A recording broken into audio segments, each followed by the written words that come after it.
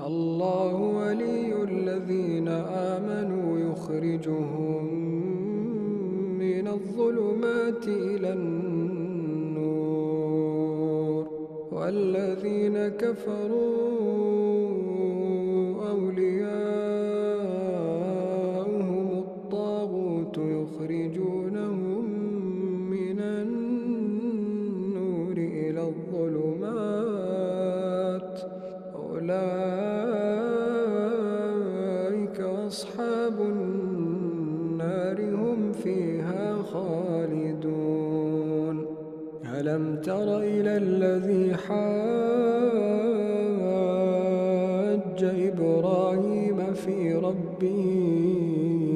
أن آتاه الله الملك